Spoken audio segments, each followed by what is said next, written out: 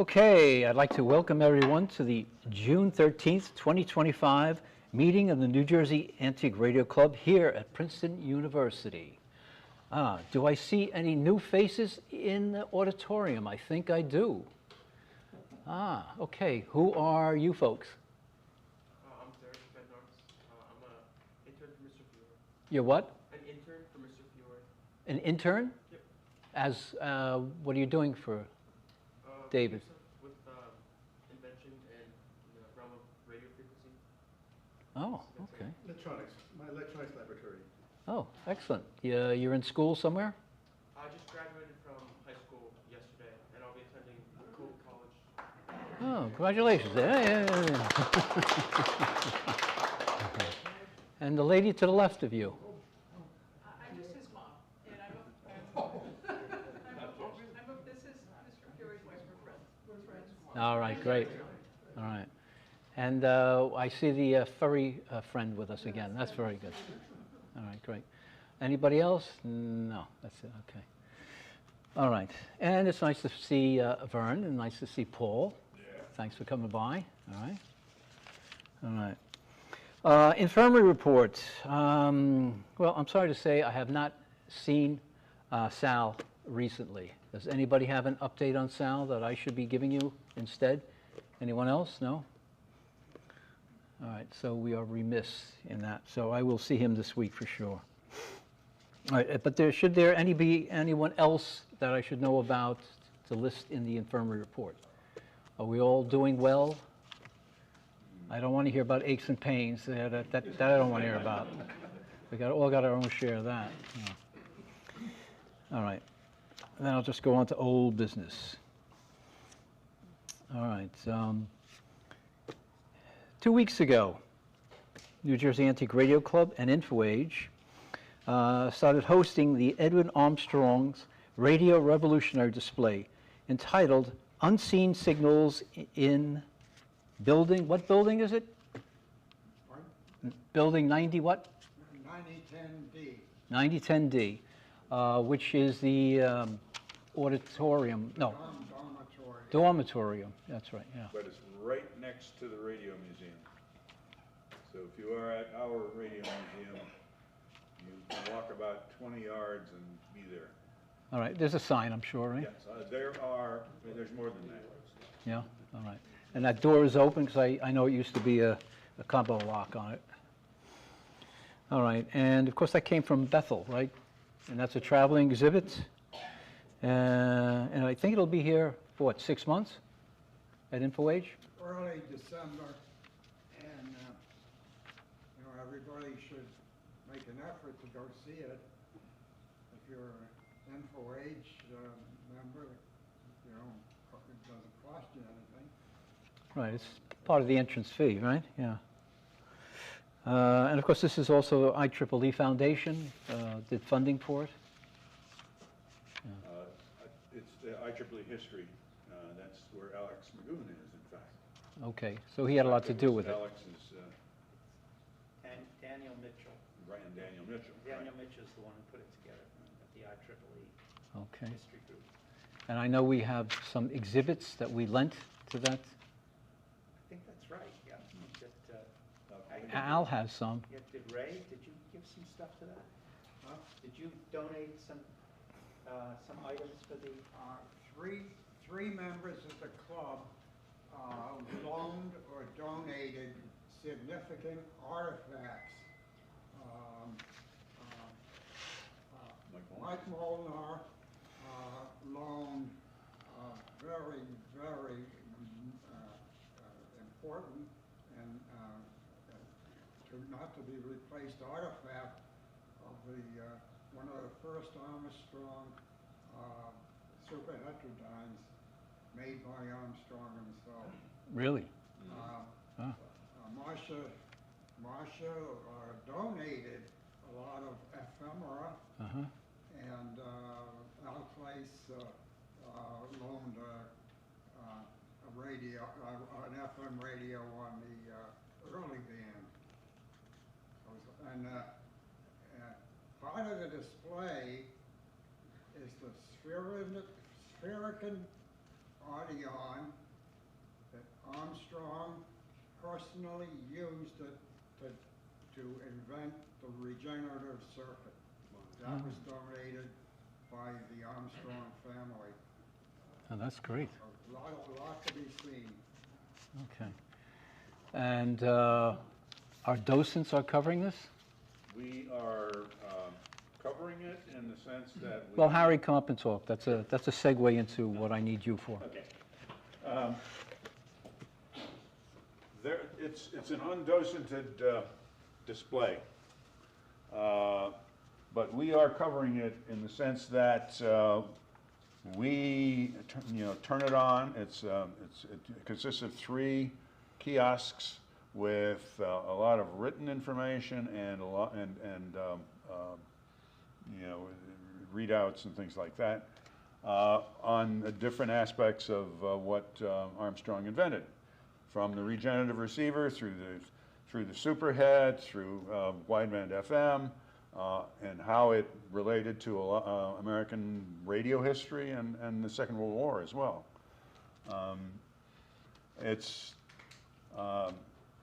pretty much self-explanatory, but we do take the people over there from our radio museum and let them in and answer questions if we can.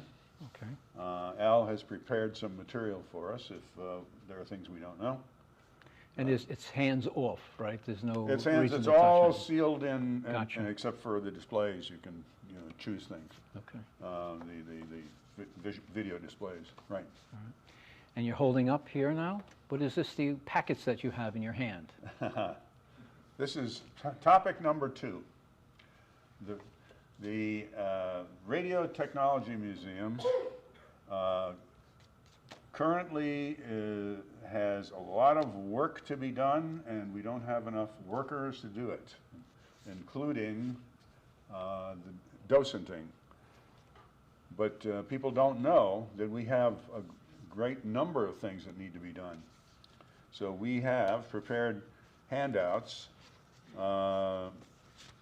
giveaways really, that describe what needs to be done in the museum, what the museum is all about, things like that, for people who don't have any background in who and where we are. Lots of people come in who know a lot about radio and electronics and so on, but they say, but we didn't know this place was here.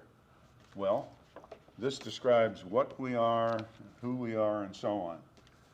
There's also an application to become a volunteer in this packet. Second, if someone is really would like to get involved in dealing with, we've just lost a few,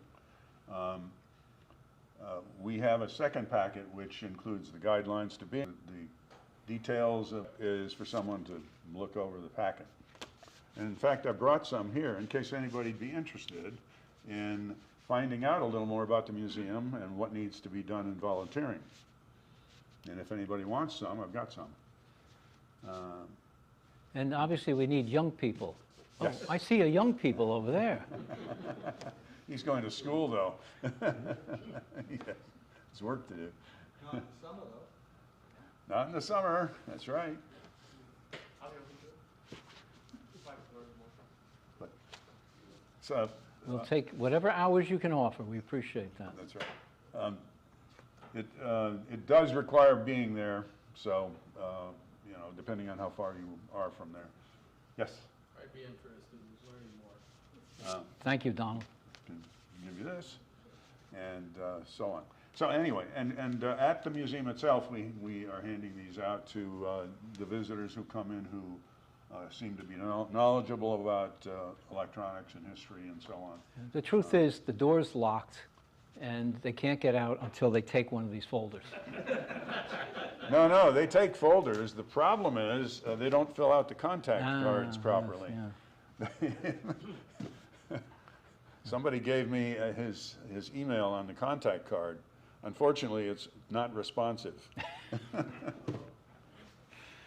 Anyway, so I do have these. Come down to the museum and we'll talk to you about it too. All right, thank you. Sure enough. And again, docents. We need help. You know, we've, Harold, you just said something, we lost a few docents? Yes. Can Bruce you Ingram? elaborate? Bruce Ingram can't really drive much anymore, and Al can't come down anymore, and has lost a few docents. Okay. No, I didn't really. Sorry. yeah, they just, it's not so much we lost them, they can't make it, you know. Can't make it. Well, it's better than the alternative. Oh, no, he yeah. lives in an address. But no.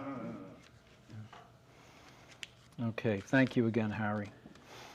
All right, okay.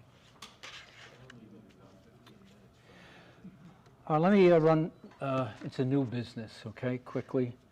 Let's see. Thursday, June 19th. As we speak, Al Clays and Steve from, oh, come on now, Steve, what's Steve's last name? Roosevelt? No. Anyway, having to do with Armstrong Tower and the transmissions on the old FM, okay?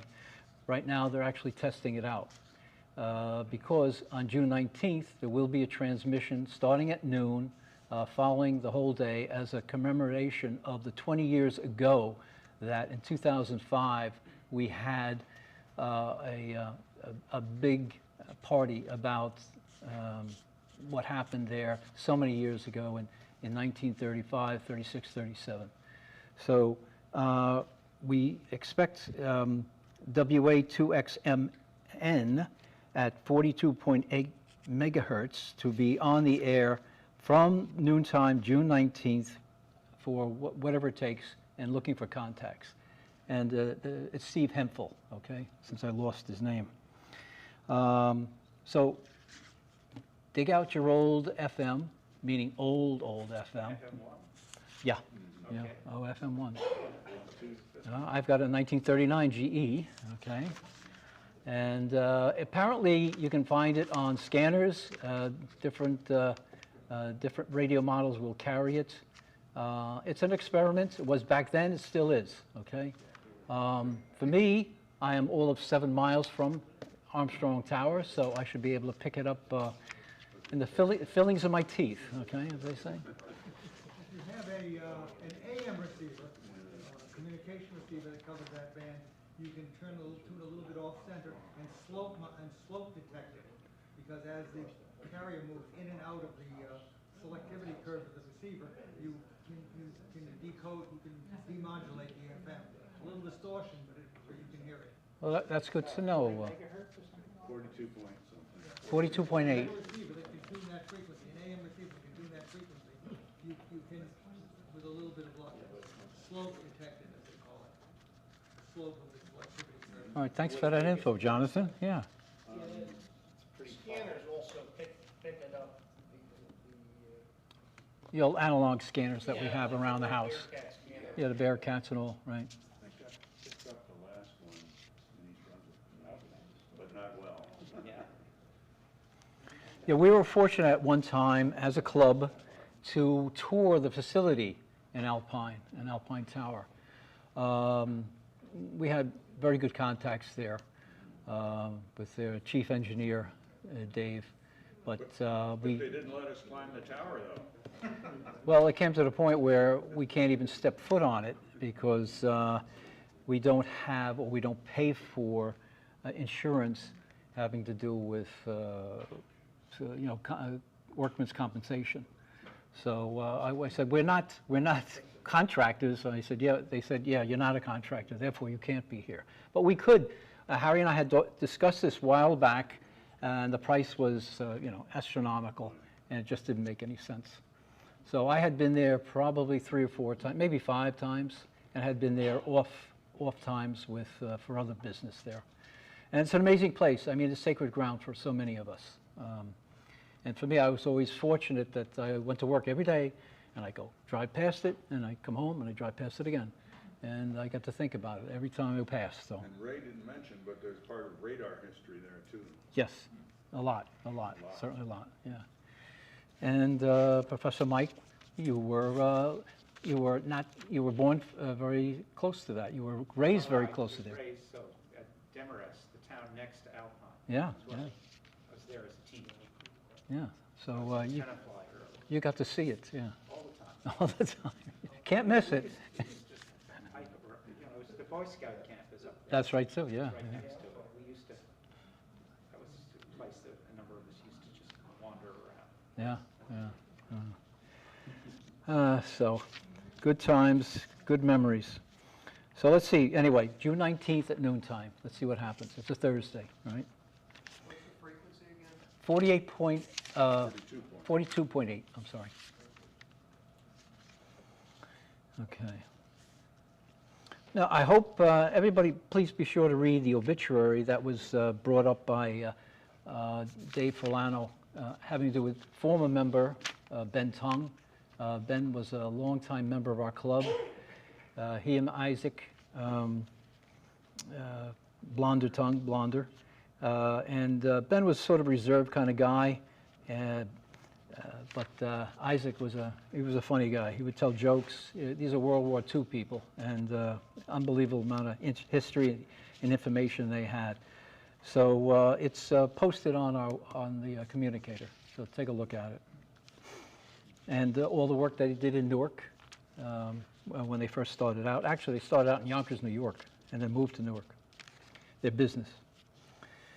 Okay. All right, I don't like to talk about club money, or money having to do with the club, but this is just not to me. The Parsippany PAL Activities Director contacted me. It's going to be serving food at our show in November. And she said, if you are, or you think you are, you need to contact the Parsippany Department of Health and Sanitation. All right. And I said, are you sure? I said, yes. She said, now, I don't know if you need that permit, but please, just look into it. So obviously that's going to be a death knell. You know it's going to happen. So I did call up, and I got a gentleman on the phone. And as soon as I said bagels and coffee, he said, yes, you need a permit. Absolutely need a permit. And that permit will be $100, please. So I said, well, we're only there for 4 to 5 hours. Yeah, but that's okay. You need a $100 permit. And I said, okay. And he said, you can send us a check, or you can drop it off.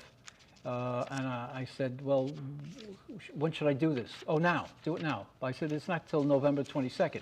Yeah, but get it in now. And I said, well, am I going to get a certificate right now? Well, no. We'll send it to you. I said, but I said, but yeah, just send us a check. That's all we need. I said, if it were a 2-day affair, how much would it be? $200.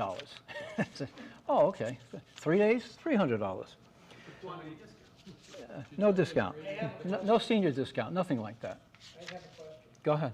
Does this apply if the food is given as well as sold? I did not say sell. I did not say sell. I said we were serving. I said serving. Yeah, that's. Yeah, I knew enough to not say sell.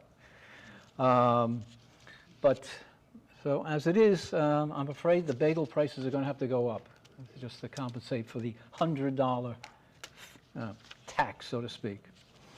All right. Donation. Yeah. Okay. So the yeah, and that's on top of. I don't want to keep ranting about. That's on top of the fire inspector that comes by, and he's $55, and he couldn't. Yes, for that 5 hours, and he couldn't. This one couldn't make it the last time in the fall. He called me on the phone, and he said, look, I'm going to be a little late, Rich. Listen, I've been there before. You guys know what you're doing, right? Well, yeah. I'll tell you what. I'll leave the permit on the front desk. I said, oh, okay, fine. I'm going to be a little late. All right, fine. Well, do I have to tell you that the permit never materialized on the front desk, and there was never a permit, but the $55 went in? That's for sure. So, lots of fun. All right. Moving right along. This past weekend, my nephew had a destination wedding on Cape Cod, okay? So I had to visit the Marconi RCA Chatham Maritime Center. And I have lots of pictures, because it's kind of ironic. I had received an email from Professor Mike just at that moment that I was entering the museum. And he was looking for some information, and I said, Professor Mike, I'm sure you were here. And I sent him a picture. And he wasn't sure if he was there. Was it Wellfleet? Wellfleet's the other, it's 40 miles away, or 30 miles away. It's north, yeah, it's north up into the So hook. I think that, so the Chatham was the transmitting station? Yeah, it's the real Right, station. And then It's, the receiving station was in Wellfleet. yes, yeah. Chatham really ended up being shipped ashore. Was Yeah. it shipped to shore? Eventually, yeah, but we're talking in 1940. It's the same architect, the same brick buildings, absolutely amazing. And I know, Ray, you've been there, right? In fact, I'm a member of their organization. But of course, Been there several times. yeah. And the reason I know that is I got a grand tour and pictures, and I'm sending them our brochures and all that. I met their curator. And so I go into, they have their own amateur radio room because they have a big ham club there. And I'm looking around, all of a sudden I see InfoAge. I see brochures for InfoAge. They're a little dated, but they're InfoAge brochures. And I said, how'd these get here? And the fellow named Bob Fishback, he said, I don't know, what was the guy's name? Carl? Was it? Oh, you mean Fred Carl? He said, yeah, Fred Carl. Yeah, he was here and he dropped them off. And I said, well, you must know our museum curator then, Ray Chase. Oh, yeah, that sounds familiar too. I said, okay, yeah. So anyway, it's a small world, right? Our museums, it's a small world. It's a spectacular space, it really is. And I'm just going to read a little bit. I've got a lot of pictures. Maybe I'll do a slideshow. I'll write about it in the next broadcaster. But it was enjoyable, especially since I escaped from my family and just ran up there. I drove by it, and when my family saw a museum, no, keep going. So, but we were staying in Eastwick, so I was able to get back. So anyway, Chatham Radio WCC. The Chatham Receiving Station and Marion Transmitting Station were built in 1914 by the Marconi Wireless Telegraph Company of America, contracted by the government of Norway to provide direct communication between the two nations. The transmitting and receiving functions were separate geographically because powerful signals from a nearby transmitter would interfere with weak incoming signals from distant parts of the world. This separation allowed incoming messages to be received. At the same time, outgoing messages were transmitted. Now, World War I disrupted progress until 1919, when RCA assumed ownership. Within 2 years, RCA inaugurated ship-to-shore service, and Chatham became the largest U.S. coastal station in the maritime service, known for most of the 20th century as Chatham Radio WCC. So there's a lot more, and I'll be giving it all to you folks next time I see you. So what more can you say about it, Ray? What more can you say about the station? It's a good place to go to. Very interesting displays. It's a sister to Camp Evans or Marconi Belmore. Well, it's a wealthy sister. Let me put it that way. They have benefactors that we only wish we had, because I got into the monies of what they do there and how they get it, and it's no secret. I'll let it out now to everybody out there. But we need docents. They have docents, and they pay for their docents, if you can believe that. The curator. What's that? Oh, sure, a 501c3, sure. Oh, yeah. We'll talk about that, because right after that, I got on the phone with our accountant, and we'll talk about that. So wedding was great, high-end, seriously high-end wedding. A good time was had by all, and it was nice to go see. I hadn't been on Cape Cod in over 40 years, so. Okay, moving along, I'm taking space reservations for our Hamfest tailgate show on the 26th of July. It's that weekend and it doesn't rain, so remember that. So I'll bet everybody has something to sell. Now, don't we, guys? Don't we? John, do you have something to sell? Nothing.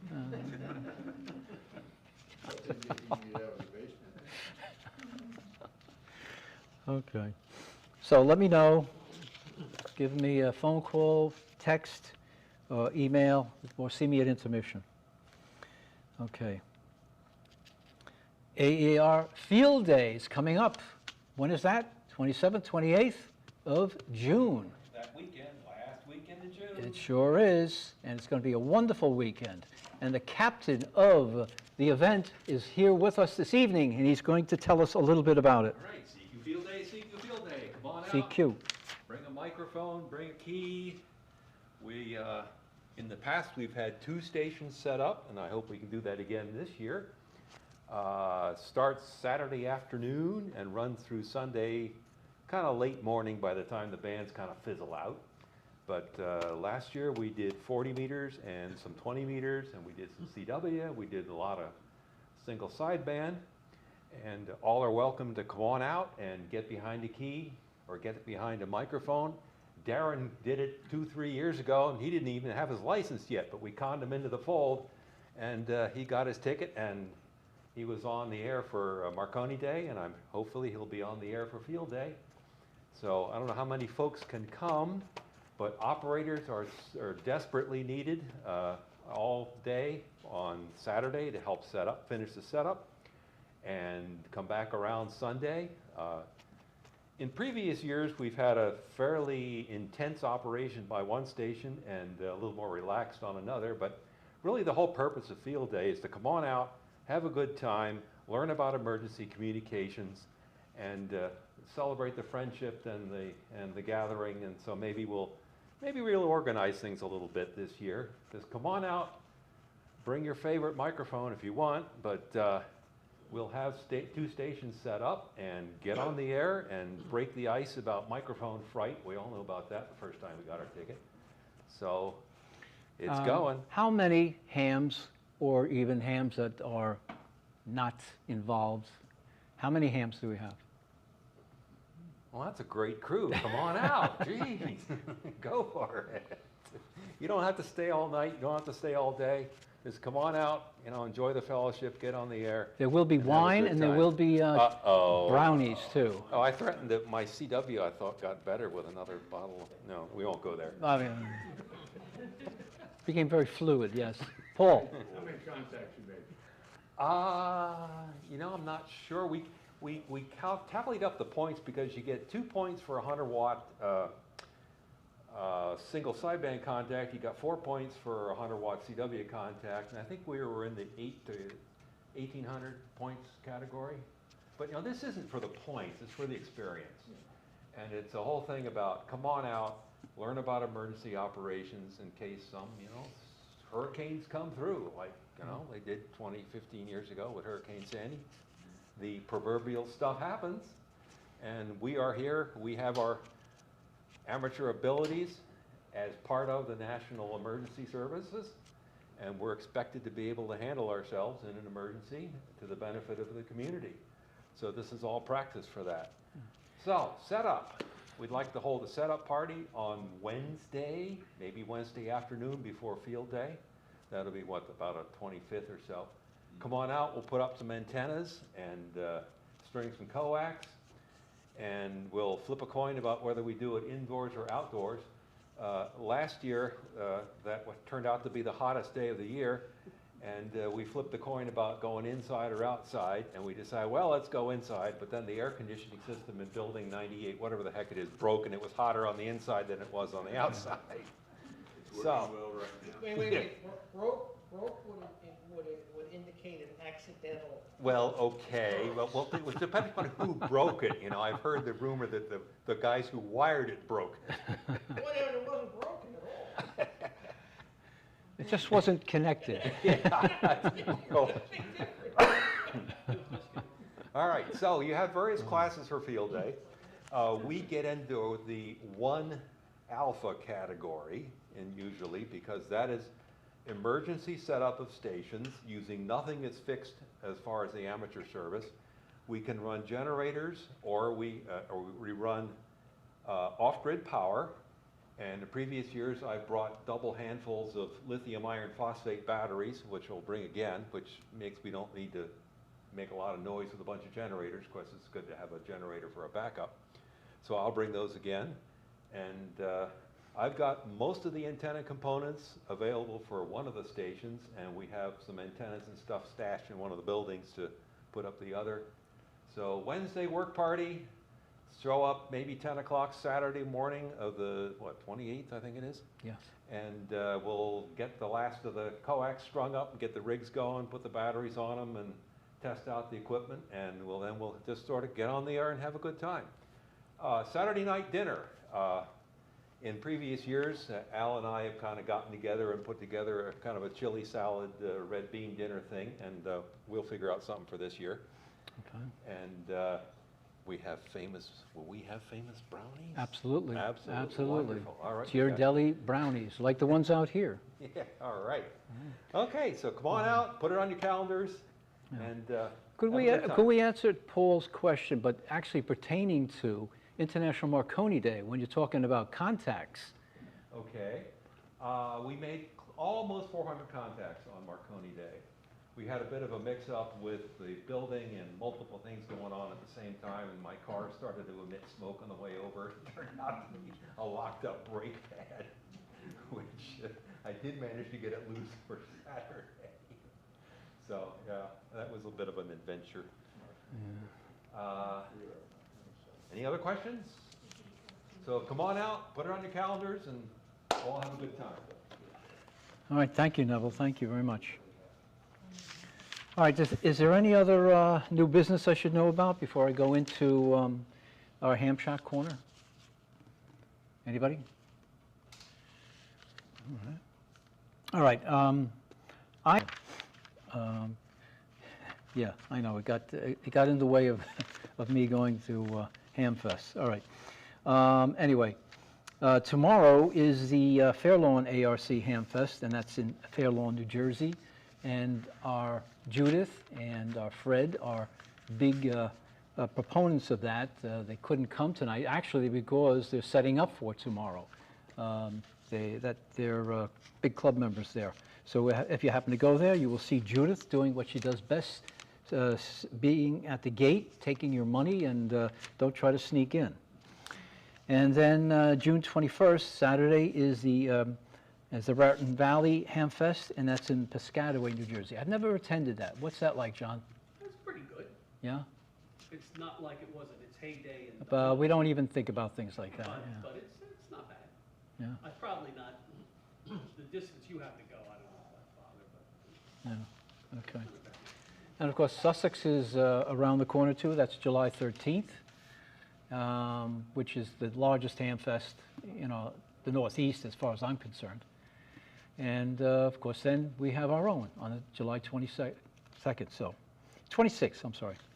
So let's have a quick intermission. It's already 8:20, and we look forward to having our guest speaker on for this evening.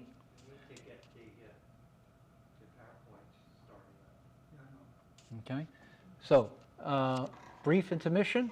All right, sale of 50/50 tickets, Darren, and a helper of some sort, and we'll move along, okay?